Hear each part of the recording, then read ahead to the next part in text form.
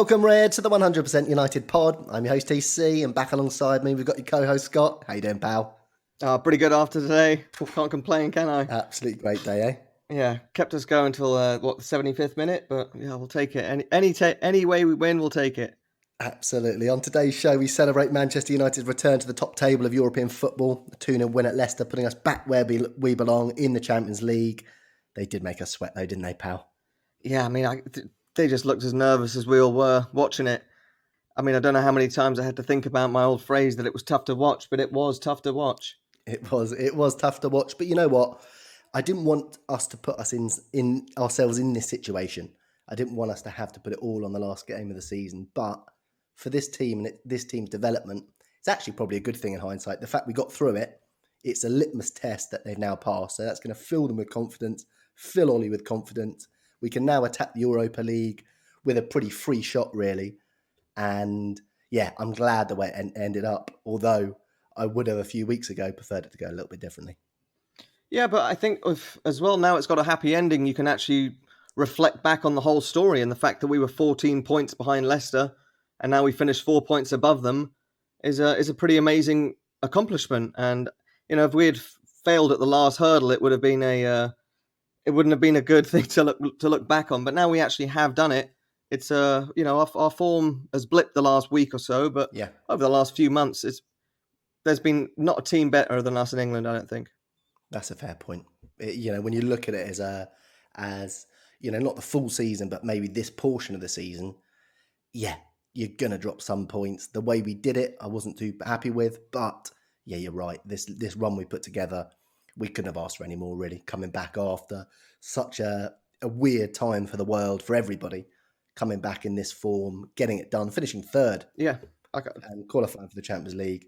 Really fantastic stuff. I think if you would have told us, but during the lockdown and everything, that we were going to finish third, I think even I, the most optimistic of fans, it's at times I wouldn't have believed it. And I think maybe the shame is the FA Cup, but I mean, if you had given me the choice of coming third and going out the semi-final, I probably would have taken it. Yeah, probably. I mean, we want it all, don't we? We always want it all. But at the same time, you can't always have it all. And getting back in the Champions League in terms of the development of this team, in terms of getting the transfer targets we need in, we can now have a little bit of a rest before the Europa League. We can rest players for the last game as well. So going into the quarters, we're going to be fresh as you like. We can really give that a good shot. Yeah, I mean, you're right. You would have taken it, wouldn't you? Yeah, and probably another, 40, 50 million in the transfer kitty as well. And given the financial worries of some teams, that could be a pretty good player now. It really could be. It really could be. Should we go through the match and then we'll look back on, what it means to us? We did start pretty sharply, I thought. We looked up for it. The way we set up was exactly what we wanted, right? It's basically what we'd regard as the first team in inverted commas. Bar Luke Shaw on the left. He didn't travel with the team, so he obviously wasn't anywhere near fit. But the way we set up, and early days, Pogba did seem to be playing a little bit closer to Bruno, which I wanted to happen because in the last few games it hasn't been happening. Bruno's been sort of isolated. But at the start we looked sharp and you thought, right, yeah, we're on this. Yeah, the early signs were we weren't going there for a draw, which was obviously what was the most worrying thing to me, because if we played for a draw and they sneak a goal, especially they got Jamie Vardy, the top goal scorer in the league, that was when we get caught with our pants down. So it was at least good to see the midfielders and the attackers were on the front foot. The defenders were a bit shaky, a bit nervous, if you ask me. Yeah, I mean, I say we started well. I'm talking about the first 5 minutes, really. Yeah. I mean, we looked up for it, but then we did just gradually, as the game went by, retreat and sort of take the easier option. Nerves did slip in before we got the breakthrough. We had a penalty shout early on for Martial. Definitely wasn't a penalty. Mason Green was cool as you like in his own box, wasn't he? Cushioning it down to Pogba. Could you believe that? I couldn't. I was... Love it now. Yeah. First of all, what you're doing back there. Second of all, leave it out, pal. Yeah, what are you worried about, though? The guy's ice cold. Absolutely ice cold. There was a little penalty shout on Brandon Williams as well. And then Harry Maguire got booked just before the 10th minute in the middle of the park. And you were thinking, bloody hell, that's silly. With the kind of game we've got, with the kind of players they've got, you don't want to be putting that kind of pressure on yourself. He looked nervy today, didn't he, Harry Maguire? He looked so nervous. I mean, I said it to you. He looked as nervous as we all were watching it. Yeah, and he made us more nervous, didn't he? Like you said, he really did. It was a ridiculous challenge. He was 65 yards away from this goal. It's just needless 9 minutes in to get booked, and not sort of the kind of thing you want for your captain. And this is probably one of the biggest games of his career, barring maybe a World Cup semi-final. And I thought he was really nervous. He was. Facially he looked nervous, and his play looked nervous as well. Although I would say Martin Atkinson would no way have booked one of their players for that foul after the 9th minute. He was a blooming nightmare for a long part of the game, I must say. I thought it was a reckless challenge. I wasn't surprised to see him booked. He did get the ball though, didn't he? But he did come through the back of the man a little bit as well. He did. He smashed the life out of him. Look, we had another little opening. Marcus Rashford, fantastic ball into Mason Greenwood. Mason Greenwood had a header. Apparently he's been working on his headers, but didn't look like it this time. Marcus, again, was very, very deep, wasn't he? And he has been for a few games now. He was trying to pick off those passes, and if anything, give Williams a bit of support there on the wing. Yeah, and what do you think of Brandon Williams? I thought he had a good game, actually. I thought he was wonderful. Yeah. Really, really good. He was, in a couple of games recently, he has looked like a kid. And then today he looked like a proper man again. He was getting stuck in. And the most impressive thing was he was making himself available. And Leicester did leave Aaron Wan-Bissaka and Brandon Williams a lot of space to have the ball. And out of the two of them, Brandon Williams was head and shoulders in the way he used it. Yeah, and he chucks himself in and puts himself on the line, doesn't he? And you've got to think this is a week after a pretty bad head injury as well. So yeah. I thought he played really well. Yeah. There was pressure from Leicester onto Matic, gave the ball away, and Wilfred Ndidi had a really good opening, didn't he? That was behind the sofa stuff for you, wasn't it, pal? All over the shot. Reminded me of the goal we conceded at Newcastle. Yeah. Where he just had, it seemed so much time to take the shot. And I was surprised to see it go over. I was behind the couch. Yeah. Could barely watch. Bruno crossed into an empty box, and then Lindelof, who I thought had a good game, shepherded Jamie Vardy well in her own box. Matic gave the ball away again, and Aaron Wan-Bissaka came in nicely as well. And then Bruno and Martial linked up nicely, a bit of threat. But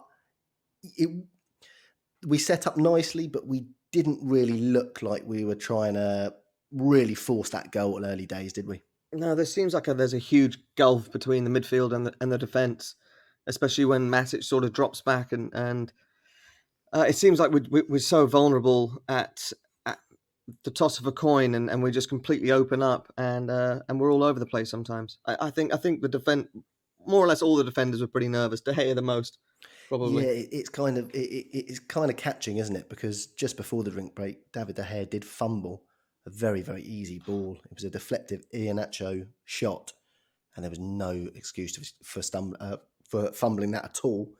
Jamie Vardy pounced. He did react well, Dave, but that was nervy stuff again, wasn't it? No, I remember you said to me last week that now it's going to be the same as last season. They're just going to start shooting from everywhere. And you're right, that they had definitely a shoot on sight policy. And some of these were just catching practice, right? And, if you were practicing and you were shooting that rubbish, the goalkeeper would have a go at you. So the fact he wasn't even catching these and having a go at the defenders for giving them the time to take those shots was it was nerves all round. Yeah, it's funny actually. I've been looking at a few, as I do from time to time, just looking at a few old games recently, and Dave, in his, if you regard it as his prime, shouted at the defenders a lot more. When they gave easy shots away, Dave was straight out shouting at them. I know he's never been that sort of commanding keeper like a sort of Schmeichel that we grew up used to, but he definitely used to be more on the front foot, and now he's sort of a little bit inside his own shell, and he just sort of is inside his own brain almost. He's not communicating to his defenders. That's not good enough. I don't think he's got the confidence to shout at them anymore. No. No. Look, I was off the sofa on the 32nd. Bruno scoring from a beautiful Pogba ball. He was offside, but I wasn't waiting for VAR that time. I was going wild already, mate. I knew he was offside, but it was it was really nice, patient build up, wasn't it? And it was obviously Solskjaer obviously told them at the drinks break that we got to take more time on the ball. We got to calm it down and not try and play on the break so much and get in the game more. I thought we were in the second quarter of the game, I thought we really tried to possess the ball a bit better. Yeah. Look, it was a little bit end to end. It wasn't a wild game, but I mean, Iheanacho again sort of danced through the middle, and Maguire backed off and backed off and backed off, came back to Tielemans, and he kind of just rolled it towards the corner. It was dangerously close, wasn't it? The hair was all over the place as well. All over the place. Yeah. I'm not sold on Maguire. I gotta say. Yeah. I'm not sold on him. Yeah, I just think he is I think he's a bit clumsy. I think that the bigger the game, the more he's getting found out. Yeah. I mean, I would certainly say the partnership doesn't quite look right. But I don't know. I mean, he's played in big games, hasn't he, for England and stuff, and looked decent. But this Manchester United role is even bigger than that, isn't it? It's week to week pressure, week to week microscopic analysis of your game. He's a captain. It's monster pressure. Yeah. And not just being the world's most expensive defender, you gave him the captain's armband. That was unnecessary, if you ask me. I think he was. Yeah, but you know what? At the time, mate, we were saying that it was a good decision. He reacted to it well. Yeah. So and he did. He did initially react to it well, and after the lockdown is when he's looked a bit more vulnerable. Before that, you gotta say that he had a decent run. Yeah. After getting the armband. Yeah, and you know what? It took Van Dijk at least a season to be the defender he has become at Liverpool. So I'm all I'm saying, I'm not digging him out. I'm not saying he's crap. I'm not doing anything like that. But I'm not 100% sold that he is should be our captain, or B, is worth being the best, the most expensive defender in the world. Yeah. Yeah. Look, Pogba had an outrageous ball into Marcus Rashford. Got to do better with that, really. It was a poor sort of scooped finish over and wide, wasn't it? Yeah, it was a nervy one as well, and something was off with the finishing of those two today, and I think they're all pretty knackered, if you ask me. What do you make of? I mean, Rashford he hasn't looked his same sort of bubbly self since returning from the lockdown. Do you think all this sort of spotlight with him doing so fantastically, with getting all this money for sort of families who aren't doing so well, kids who aren't doing so well, all this praise, all this sort of House of Parliament stuff, do you think that might have all got a little bit too much or distracted him a little bit? I don't want to be a bit of an arse who says that he shouldn't be doing those kind of things. But do you think that might have affected his mentality a little bit? Perhaps. I also think he's coming back from breaking something in his back, and nobody was expecting him to play any football. I think if the season had gone on as it did, and he wouldn't have played for the rest of the season, and England had rushed him back for the Euros, and he wasn't quite on it, which I think the Euros were supposed to start basically when the Project Restart started, right? So, I think he's maybe just a bit fatigued, and it's hard to say how the fans would have dealt with him as well, and whether a bit of I'm not too sure. It's been a weird restart for him. It's been pretty up and down, but we can't forget that he also did have a pretty bad injury. He did, and creative wise, he's upped his standards. And also, I will say, although Ollie's got away with it this time, Ollie does have to learn the lesson a little bit of rotating the squad. Look, there were ample opportunities to give Rashford a rest, put Martial out to the left, put Ighalo up top, and he didn't take them as many times as I think he maybe should have. Don't forget, Marcus Rashford got his back injury because he was playing every blooming minute of every blooming game before he got it. So I think that's something Ollie's got to learn in terms of, Matic is brave through it, but again, he's someone who could have come out the firing line as well. There's just a few, as I say, we've got away with it. Ollie's going to have a massive load of confidence from it. The squad is too. The squad in Ollie, the fans in Ollie, fans in the players. But there's still lesson to be learned because this should have been wrapped up weeks ago. Yeah, he's got to learn, you're right, how to rotate his team better and not rely on the first team so much. And, I think that the team's almost got to get better at killing games off, right? Because some of these games where points are really vital have gone down to the last 15, 20 minutes where we have finally, got the second goal, and the subs have been maybe a bit out of his hand. I also think that the quality of the bench needs to get a bit better, and these players aren't coming on to just save the energy of the first teamers who are coming off, but they're actually coming on to contribute something themselves. Yeah, I do agree. But then, people like Ighalo, for instance, He's extended the loan. We've extended to January, so he obviously thinks he is a good option. I do too. I think he's a nice different option up there. And, he brings him on for the last sort of 7-10 minutes of a game when sometimes you think it's not working. Bring him on 20 minutes, 30 minutes before the end and let him have a chance to stake his claim as well. Even, say, for instance, the Chelsea game, if we're going to play in a way that we played, that was made for a Ghana. Yeah, you're right. If we're not building up play, if we're going to play just a couple of strikers isolated up front, make one of them Igalo. Yeah, I think that this game as well, you could have brought him on for Rashford and moved Martial out left. Yeah. Maybe at the third, the second drinks break. Yeah. Look, we had a first real chance on the break, didn't we? Bruno, ball intercepted. He was a little bit off as well. Bruno trying things. His last ball just wasn't working, was it? The final ball. Yeah, he got clattered early on, didn't he? Yeah. I think he was limping around for a good 20 minutes. I was a bit worried about that. Yeah, his ankle got stuck underneath, didn't it, in the challenge? And also he's knackered, isn't he? That's the other knackered one. He really should have been rotated. Pogba could have played in that position.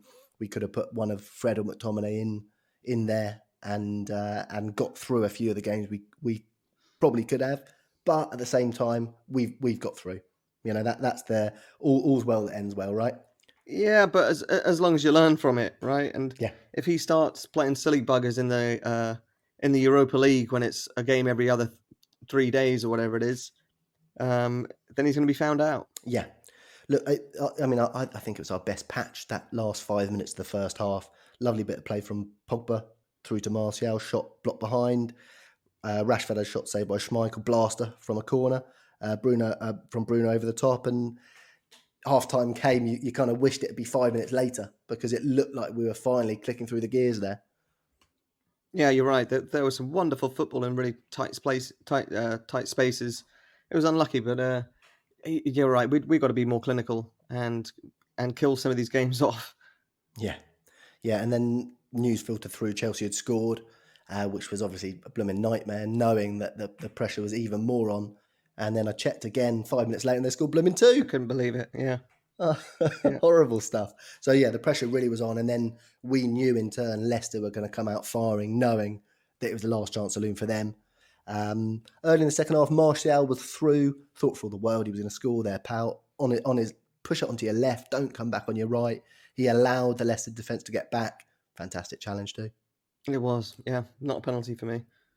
No, and a superb ball from Nemanja Matic as well. It was. Yeah. Then Leicester had a nice little spell, didn't they? It was all Brighton getting space down on the right. Vardy left Aaron Wan-Bissaka in the middle with wide open. Victor Lindelof came into his own there for a good 20 minutes, blocking on the byline when we were in real trouble. Yeah, it was nervy stuff, wasn't it? But we held it together, and it's, I don't know, hopefully it's a good sign of things to come. Yeah. Again, Lindelof, great positioning to thwart. Better 5 minutes for United after that. Greenwood through to Martial. Kasper Schmeichel just won the race. Jamie Vardy hit the bar from a header. David De Gea knew that was going over though, didn't he, to be fair? It looped right onto the top. You hope so, yeah. I didn't. Or do you think he was all over the shop again? I don't know. I thought it was the kind of goal that was going to loop in. But thankfully it wasn't. No, I was so nervous. I couldn't believe it. Oh, I was too. I'm over the moon now, but during the game, I was a blooming nightmare. Yeah. Victor Lindelof got booked on the edge of the box. I was behind the sofa then for that free kick on the edge of the box. And it's needless. As needless as Maguire. Yeah. It was. Rashford went through the middle. Bruno pull pass again. And yeah, we were labouring, weren't we? Yeah, but you know what? So were they, though. And I think that it was it looked like a couple of teams that were completely out of puff. Yeah, but then it all changed. 68th minute, Mason Greenwood, little pickpocket. Bruno, fantastic ball through to Martial. Even in his bad games, he still pops up with a bit of magic. And what was it? Johnny Evans on one side. Was it Wes Morgan on the other side? It was, yeah. Yeah. It was. Straight to the spot from Atkinson. He actually booked Johnny Evans. Now, Johnny Evans looked like he got a touch on the ball, but he was definitely fouled by one of them, wasn't he? He was. I mean, I think even if he does touch the ball, he's already gone through the player, right? It's not as though he's coming in from an angle that doesn't impede the player. Martial was already on the floor, basically. Yeah. And Bruno Fernandes stepped up. Were you happy about that? Not Marcus Rashford? Yeah. Well, obviously, given that he scored it, but I was watching it through my fingers. I really couldn't, and I knew he was going to do the step, and I was. It was actually the first time I've ever seen it work Well, properly. he's never missed one, has he? For us, but it's the times that he's done it. I thought, doesn't need to do that. He'd have pretty much beaten the keeper. But I think that the pressure was so high this time that, I don't know. Just seeing it go in, he can take it however he wants it now. I'm done. I also think the fact that he's banged a couple in without the hop kept Schmeichel honest there, didn't it? Schmeichel was trying to guess. He tried to stay, didn't he, Kasper Schmeichel? He tried not to go early. Yeah. And Bruno did actually do a bit of a quicker run-up this time, sort of intimating that he was going to blast it. Did the hop, planted at home, and what a relief, mate. I mean, I went blooming mad. Yeah. Well, it was, if Eric Cantona had missed a couple of penalties, everyone would have criticised his style as well, that he didn't really look bothered, right? But the fact that he, in the FA Cup final, dispatched 2 the same way, no one could ever say anything about it. So I think Bruno's just almost earned that right from us. Yeah, and when he did miss one at Leeds, he still scored, didn't he? He gave them the large one. Look, fantastic time. The drink break came just after, so then we could regroup and also sort of Ollie could get the instructions on as to how we're going to see out this game, because it didn't look like we're going to blow them away. But with the 1 goal cushion, you knew they had to score 2, and we had 1 foot in the Champions League, didn't we? Yeah. And 1-0 up with 25 minutes to go. I'm all right with us playing for a draw. It was 0-0 with 90 minutes to go. That's when I didn't want us to play for a draw, right? Yeah. Look, in saying that, just a few minutes later on the 75th, the ball did drop to Barnes in the box, didn't it? And it was a very, very poor finish. Dear me, if he had just got that on target and not blooming fluffed it up to the hair, we could have blooming been in for a tasty last 20 minutes. And exactly the kind of goal we always seem to concede. Just so we. Yeah, it's weird, isn't it? We never get them. We never score them, do we? It never just drops to us in the box, with blooming acres of space and a couple of seconds to spare as well. But we do seem to give it away quite a lot like that. Yeah, it was reminiscent of when we lost 5-3 a few years ago at Leicester, and they had a couple of those goals that was like, how do they even get that? Get in that position? Yeah, we got done that day, though, didn't we? That was never a bloody red. Yeah. Look, 76th minute, Mason Greenwood was pulled off for Jesse Lingard. What do you make of that sub? Do you think it was a wise decision at that stage? No. In hindsight, I'm sure you do. At the time, I bet you thought it was a bloody nightmare. I never like to see Mason coming off, because I think he's just such a goal threat out of nothing, right? I think, if anything, Rashford, hadn't really seen him do much in the second half, and he did look exhausted. Yeah. That if you could move Martial out left and Mason up top, but he doesn't like to shift the team up too much, right? He just likes to bring off like for like and keep it as it is. Yeah, I mean, if anything, I thought that sub was a bit early. Look, I can't give blooming Ollie a break, can I, with his subs? I thought, look, if we concede here, we're going to want some outlets on the pitch. We don't want to just invite them. If it was 1-1 going to the last 10 minutes, we don't want to do what we did against Southampton and retreat to the edge of our box and let them wing a load of crosses in, because that is a recipe for disaster with this team. But Jesse Lingard came on for Greenwood. It did seem every 50-50 was going to Leicester from Martin Atkinson. I must say, I thought he was bobbins today. I really did. I thought he really wanted to give him a chance into the game. I know I'm biased, pal, but at the same time, I thought he definitely was. There were a lot of soft fouls that we were conceding, and the same ones just weren't getting blown for Leicester. Yeah, but you're right. When we win the game, it's easy to look back and think, he was crap. But if God forbid we hadn't qualified for the Champions League because it was some of these dodgy decisions, and I'm actually shocked that both of our centre backs stayed on the pitch. I think there were a couple of times, Maguire especially, that if a crowd was there and there was a huge roar from the crowd, it could have drawn a second booking. There was one in particular, wasn't there? Yeah. There was one. Yeah, when he went through the back of someone, but he won enough of the ball that he didn't get booked. Yeah, I think actually that came just 5 minutes before the end. We had Wes Morgan was unmarked in the box. Shocking finish from him. Dear me, what was he doing up there? Anyone else, and it's 1-1. Yeah, and then Gray had a shot deflected wide by Maguire. Good block by Maguire. We didn't get a corner. They didn't get a corner out of it, which was delightful. Matic went in the book too, and then I think that was the Maguire foul after that happened on the edge of the box. Again, hiding behind the hands this time when they lined that up. but to no avail. And then Ollie went for a couple more subs. McTominay on for Bruno. He showed some good energy when he came on, didn't he? I always love when McTominay comes on. He comes on and does the job he needs to do. And yeah, you can never fault him for any effort. So 10 minutes to go. That's the kind of player we need on the pitch. Yeah. And then there was a booking that I did like, Paul Pogba holding up the play, not letting them take a quick free kick. That's more like it. Yeah. He did show some good passion today. You actually can't fault him. He did, and in that second half, when the pressure did amp up, he did rise to the occasion. You have to say, I think you're spot on with that. I think he was disciplined, wasn't he? Very disciplined. He was. And I'll be honest with you, the end of last season when we got beat at Huddersfield and he looked like he wasn't going to be there next season, so he didn't really care if we're in the Champions League or not. Yeah.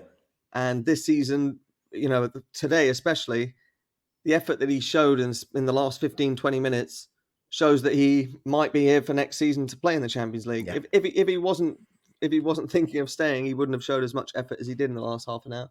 Yeah, I agree. It was a good second half performance. Mm-hmm. Brandon Williams was booked, and they had a free kick just on the edge of the box, out to the right there. Kasper Schmeichel came up for it. You worried about that one too, mate, or do you think they had it in the bag? Yeah, I was worried. I was always worried, mate. I really was. I mean, until the final whistle blew, or until your boy came up and picked Kasper's. Until then, until the end, I was a nervous wreck today. Yeah, look, Johnny Evans, ex-Red, got a red card, straight red actually, for a foul on Scott McTominay. It was a shocker, wasn't it? It was horrific. I mean, it wasn't malicious. I think he was just frustrated about losing the ball, and I think he was going for the ball. I don't think he was viciously going for McTominay. I had to laugh. I remember a couple of occasions, one in particular, I think maybe against Bolton, I can't remember exactly, when he went over the ball. Yeah. And when he was a red, I was trying to defend it. I was saying, he's gone for the ball. He's rolled over the top of it, making all kinds of nonsense excuses. But then when the ball's on the other foot, you're like, bloody hell, that's filthy. Yeah, that Stuart Holden, the guy who ended the career, he's now a pundit on the American TV. And every time I look at him, I just think, poor guy. Like Johnny Evans ruined him for just being horrifically clumsy. Yeah, I think when he kind of looks like sort of mild-mannered, doesn't he, Johnny Evans? But he does put a few tasty ones in. Yeah, he really does. Look, Timothy Fosu-Mensah came on for Rashford. Odion Igalo came on for Martial on the 97th. And then, as you say, 98th minute, Jesse Lingard, pickpocket again, Kasper Schmeichel, empty net, Champions League, here we come. and the first sigh of relief I had all day. It really was. It was, wasn't it? It was delightful. What a lovely way to do it. Yeah, and especially the news that you told me about that fella losing his bet. So the best bit, this guy's been crowing away. He's been saying, I have 2 games to go. And he's been atting Jesse Lingard. So he's been sending Jesse Lingard the information that he's got a bet on him that he won't get a goal or assist for the whole season. It was only 41-1. I think he put £3 on it. It's only 140 quid or 120 quid, something like that. But I'm waiting for Jesse Lingard to ping him an at later and say, bad luck, pal. Because that was literally the last kick of the season. Imagine you put a bet on and you think all the way through the season, and then the last kick, serves you right. Yeah, it's not the 120. I don't care about the money. It's the fact that it's not going to him. It's good, isn't it? That's fine by me. So look, we did it, pal. We did it in the end. Finished 3rd, Chelsea in 4th. Leicester have blown it into 5th. See you later, Brendan Rodgers. Ollie said after the game, he said, look, I told the players before that you've won either way.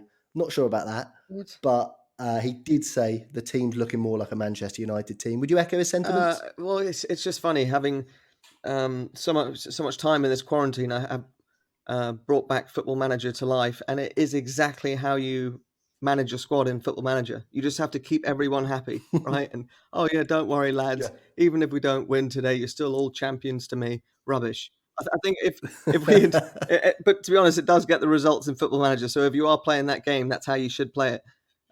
But I think if he had lost today, he would have been sacked. Do you really? Yeah, I would hope so. To be honest with you, I don't think he would have. I think what he would have done is he would have put himself under such pressure going into the next season that he probably wouldn't have lasted to Christmas. But I don't think they would have pulled the trigger on him now. I think, to be fair, I think there's been enough signs in terms of the positive football in terms of improvement of players to say he's not damaging the squad. Yeah, sure, maybe, in terms of squad management, in terms of in-game management, there's some cracks that need to be sorted out. But I certainly don't think they would have pulled the trigger tonight if we hadn't qualified. But probably not tonight. But if we didn't win the Europa League, I think the Europa League would have saved him. But to be honest, I wouldn't want to go next season and have a season bad enough that you get sacked by Christmas, and then we have, no it way. would be awful. And no, and of course, remember, we wouldn't be able to sign the players because he said in his press conference on Friday, in terms of transfers, we've got two plans, a plan A and plan B, and there's no blooming rocket scientist needed to work out that one's a Champions League plan and one's a Europa League plan. So now on the Champions League plan, and hopefully we can get in these players that we're looking at, Sancho and a few others, and that will in turn give Ollie that extra strength for himself. Look, what I will say is at the start of the season, we were saying that Champions League qualification is a minimum. But then when it comes down to the last game of the season, it seems almost cruel. But then a few weeks ago, we were saying we should have wrapped it up at Southampton, and then again, of course, in the week. Yeah, but as I say, hindsight's always 20/20, right? And I think if you had said at the beginning of the season that this insane season, with stopping for 3 months and then 2 months in the middle, whatever it was, or 100 days, and if it was going to come down to United finishing third, I mean, we would have bit your hand off any way you would have offered us, and to come back from 14 points back, and I thought I was crazy thinking that we might come third. You did think we were going to come third, Scott. You just didn't want to curse us. I know that because you were saying, "Oh, I'll say fourth because I don't want to say third." And I said, "Just say we'll qualify for the Champions League." I didn't want to get greedy, places. But I know you thought we would finish third. I said all along that I say all along for the last few weeks that it'd be Chelsea and us that qualify. But Leicester have bled a lot of points, haven't they, dearie me? They've blown it, yeah. Really, I mean, at Bournemouth a week or so ago, that was shocking. But I mean, the fact that we've got 18 points more than them in 12 games is ridiculous. Yeah. And you know what? Sometimes you want your manager to attract luck, and if it has been a bit of a dodgy season in terms of the teams around us, I think we're on 66 points now, which is the same as we got last season. And don't forget, half of that season was Jose trying to sabotage the blooming place. What did Moisey get? 64? Yeah, not quite enough. I think. But Giggsy got a few of those points. Doesn't count. That's a really good point. Yeah. What did he get? What did Giggsy get? 8 of those points. But that is, we'll do an end of season review anyway in the week. So we'll get into the nitty gritty and what we got to do because we are 30 points really off Championship form already, and that's 10 wins. That is a lot. But at the same time, we've only won 10 out of 19 at Old Trafford this season. So there's a handful of games already. You'd think that we can turn around those draws into wins. But Ollie also said the environment is so much better now. And I think that's probably the reason why I don't think that sacking was ever on the table, because I think he's right. I think the environment is a lot better, isn't it? From when Jose went, we were on the floor. Yeah. Ollie's had a couple of amazing runs, hasn't he? It's just a little bit of a worry how we've dropped off after those runs.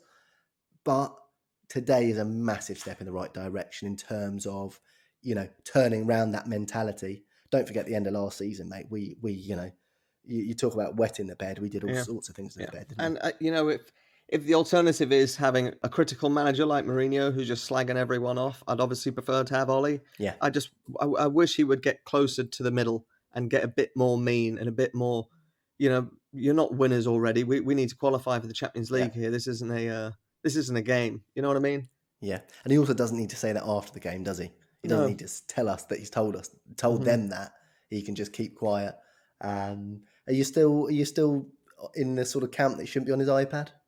Well, I don't know. I mean, as I say, when he wins, he looks good, but we'll see when everything gets back to it. But I think that when he's in the dugout and everything, they have iPads there. It's just the players a block in him, the way it used to be when there was no social you distancing. You just can't see it. So, yeah, but I think he was on the touchline a bit more, wasn't he, when the crowd were in there? But that's another thing he could possibly develop, is being a bit more of a presence on that touchline. Yeah, I just don't think he's. You know how Fergie used to be able to get players to raise their game and get just players to be able to turn it up to 12 and get the most out of Tom Cleverley and Anderson and just players, average players who he would make great. I just can't see Ollie getting that quite out of players. I think he gets almost 100% out of the fantastic quality we have. But honestly, I think that any manager could lead this team to glory. This team has a fantastic squad at the moment, and I'm not sure if he quite has the ability to make us go from good into great. Yeah. I was thinking, if there's no fans in the crowd, why have an iPad? Why not have a widescreen? You'll be blooming tearing your hair out, wouldn't you, pal? Yeah, I would.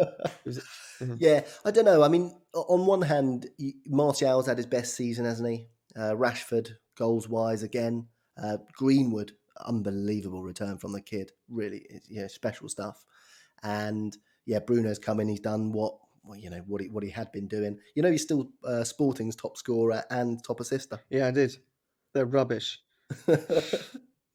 Great stuff. But he has improved. In terms of Martial and Rashford, and it's something that Jose didn't do. So there is that improvement, but I agree in terms of, Fergie could just walk down onto the touchline, didn't have to say anything. He just walked down there and everyone would blooming pull their pants up and start getting on with it, because they knew what was coming after the game if they didn't, and he didn't really need to shout. He'd saved most of his shouts for the referees. But see, any time I've seen Ollie come down to the touchline, it's to encourage his players and say, you're doing a great job, we're all having fun. And I've never really seen him get mean. And I think we need someone, and he makes a great assistant manager, keep everyone's spirits up. But we need someone who, and I want him to prove me wrong and show me that he can be this manager, because there's no one I want more to lead us to glory than Ollie Solskjaer. In saying that point, do you think possibly that could be a way to do it, is to get a different type of assistant manager in? We haven't seen much of Mike Phelan recently, have we? I would give anything for Roy Keane to be our assistant manager. Would you really? Everything. Yeah, absolutely everything. Yeah, I think I think the fan base would be split on that one. Don't care. But I love Keane's mentality. I love that win at all costs. I love that. He was saying in the studio before the game, this isn't pressure. Yeah. This is blooming getting Champions League qualification at Leicester away on the last day of the season. Give me a break. Yeah. And that's what we need. I don't think Michael Carrick has that in him. Yeah. But you know what? We're in a position now where we can make these decisions. We're in the position where we can restructure a little bit if we have to, possibly get a director of football. That's blooming popped up again out of nowhere. If we get these transfers in that we need, we are going in a direction that is positive, to say the least. No, absolutely. And we've got to also thank Sky for keeping Roy Keane in the studio and keeping these opinions out there, right? Because if he was coming up on posting these himself on Twitter or Instagram, whatever he calls it, on WhatsApp, then it would be different, right? But the fact that he's sitting up there, he's like, no, you've invited me here to give my opinion, so I'm going to give it. I like that. Are you basically saying that Roy Keane is secretly our assistant manager anyway, getting the message through to the players and keeping those standards up? Yeah, exactly. Yeah, I am. So thanks so much to Sky. Look, stats-wise, we edged possession, 54-46. Only 7 shots on goal for us, 14 for them. 3 shots on target for both teams. 3 corners for both teams, 12 fouls for them, 11 for us. So it was tight, wasn't it, pal? Really, it was a tight game. Who's your man of the match? I'm going to probably have to say Bruno. Yeah. I know you say he was a bit off, but I think that the standard that he's brought everyone to has been phenomenal. Dispatching the penalty, we forget now that we've got someone who's sticking them in every time. We forget how rubbish we were at penalties. Yeah. What was it? Just the beginning of this season, right? Yeah. I think Pogba missed one at Wolves, didn't he? And then Rashford missed one at home to Crystal Palace. And then Rashford and Martial both missed one at Norwich. Yeah, and in the same game. So just, I think he definitely deserves some sort of bottle for that. And I think Wan-Bissaka as well was great.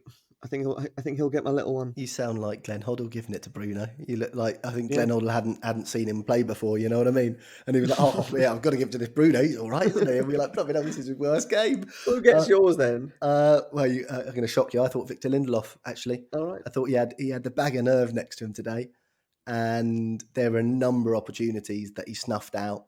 I thought there was a big opportunity for Vardy to isolate him. Lindelof didn't let it happen.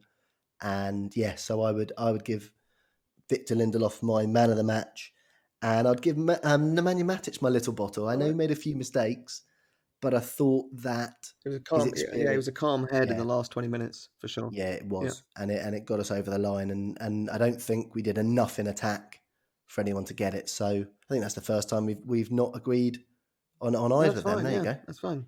First for the season on the last day of the season. That makes sense to me. Yeah, superb stuff. So, mate, are you happy overall? Yeah, I have to be. Qualifying for the Champions League. I'm more happy that we just didn't mess up the last day of the season. It was especially at half time. It was all set up for us to crash out. Right, Chelsea 2-0 up. Yeah, it really was. I'm just so relieved that we got over the and now over the next couple of days I'll be able to fully look back at the season, and I think obviously just having Bruno on our team and his impact on the rest of the team has been monumental. But again, watching Wan-Bissaka today, I watch him and just think, I can't believe he's 22 years old. Yep. B, he's going to be our fullback for years to come. He's so good that he's very, very close to being my signing of the season. But of course, Bruno's going to take that. Still unbeaten in the Premier League with Bruno since we signed him. Yeah. Well, of course, since we signed him, because he played every game anyway. Well, in the in the league. No, in the league, yeah. No, in the league, yeah. That's an incredible stat, really. When you think it was, well, we had just lost to Burnley, hadn't we? And let's not forget the blooming. I mean, as I said, we'll go into it a bit deeper in the week. We'll have a look back over the season, but we were looking pretty. It was looking pretty bleak at the end of January. Yeah, when Bruno it really came was. In. It was. Yeah. It was. He's been absolutely breathtaking. He really has.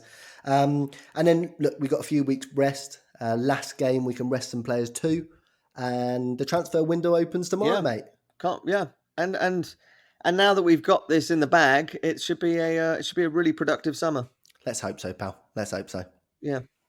One quick question: who is your goalkeeper for the rest of the Europa League? Oh, good question, Scott. Okay. I think it depends, right? If Romero is going to leave, which there are rumours that he might do, then I'd probably play David De Gea then, I would have thought, and say, look, get yourself out of this dip. If Romero is going to be kept on, then I think Romero deserves a run. What about yourself? I wouldn't be surprised to see Romero, but I think if he starts Romero, he's got to play him the whole way through. He can't play him for a couple of games and then give it to De Gea. But I wasn't sure. I wanted to know your opinion. Yeah, I mean, what I would say is that they're in one camp. You could say, look, we've got away with it in inverted commas. Now, let's take David De Gea totally out of the firing line, give him a total rest, and let him come back fresh next season and avoid any sort of bloopers in the Europa League, if you like. Then if you're thinking like that about a keeper, there's a problem anyway, isn't there? Yeah, there is. Because that's what, that's the way we are thinking about it, right? That's why the questions come up. Because otherwise you just be like, give it to Romero, no problems. Because you could never imagine dropping Peter Schmeichel or Edwin van der Sar, could you? No. Just couldn't do it. So if he... And let's not pretend that they weren't beyond a few bloopers. I remember Edwin van der Sar dropped one right in front of me in the Stretford end against West Brom, wasn't it? A disastrous flap. And Schmeichel had a good few clangers in his time too. But they were never droppable. No, they were never droppable. There was never a question. Mm-hmm. I mean, I remember back in the Europa League, back in 2017, Romero played all the games, didn't he? And then in the final, we thought that Jose might put David De Gea in, and he put Romero in. At the time, we were like, oh, God, that's a bad decision. Obviously, we got through it. But at the time, we thought we should go for David De Gea. I remember, I think I talked to you and we both agreed that. I don't think Ollie has that ruthlessness that Jose had. No. I remember they once asked Jose, "Have you ever had a keeper better than David De Gea?" And he said, "Yeah, Sergio Romero." Remember that? But that's actually a really good point as well. That I don't think Van der Sar or Schmeichel had backups quite as equal to their own skill. That is true. Mm-hmm. That is true. I mean, when Van der Sar came in, we still have Tim Howard on the books at the end? I think Roy Carroll was stinking them up, wasn't maybe. he? Yeah, possibly. But yeah, you're right. They didn't. But then they didn't need it, did they? Because they were never out, and they could play cup games and Premier League games. Yeah. Although he did play Ben Foster for the Carling Cup, didn't he? He did. And Van der Sar was there. He did. He had his iPad, didn't he? It was state of the art at the time. They were like, "Oh, Ben Foster, he had all the penalty takers written down on the iPad, and it was all over the papers." Remember those days? Incredible stuff. 10 years later, they've all got him. Even our blooming manager. Yeah, unbelievable. But yeah, mate, as you can tell by our voices, we are over the moon tonight, and it is, and when you stop to think about it for a second, you think, blooming hell, we're actually going to be back in the Champions League next season. Yeah. And you don't want to turn into Arsenal and that to be the end. But no, but we got to appreciate it. We haven't had it for a few years. Yeah, something really to look forward to. Look, that's 23 million quid that we saved in terms of Adidas straight off the bat, added to all the Champions League trimmings. So not just that, I actually think playing on Thursdays is really detrimental to your season as well, right? So being back on the regular schedule is going to be much more beneficial to us. Yeah, and just in terms of the whole feel of the place, playing the Europa League, it gives us, the other day I remember, what did Barcelona, one of the Barcelona presidential candidates said, if we're not careful, we'll turn into an AC Milan or Manchester United. Yeah, I thought, leave it out, mate. But the thing is that it wasn't so long ago. I was looking at AC Milan thinking, bloody hell, how did they do that? How did they manage to turn, from where they were to where they got to? And I thought, blooming hell, did we really drop that low? Yeah, we did. That's the truth. We did. But we are on that upward curve, and it's good signs. And credit where it's due. They're saying that Liverpool and City are the best teams the Premier League has ever seen, ridiculously, right? But so it's obviously it's not true. That's why I say they say it, not we say it. No. But to finish third to them and to be better than the rest of them is an accomplishment in itself, I think. It is. And hopefully good times ahead, pal. Let's do it. Fantastic. Anyway, thanks for joining us again, everyone. Subscribe to the pod if you're new. Spotify, Apple Podcasts, and wherever you get your pods to. Follow our Instagram at United100 Podcast. We'll be back in a week with a season review. Thanks for joining me again, Scott. Thank you, TC. Have a good night, Reds. Cheerio. Ta-ra.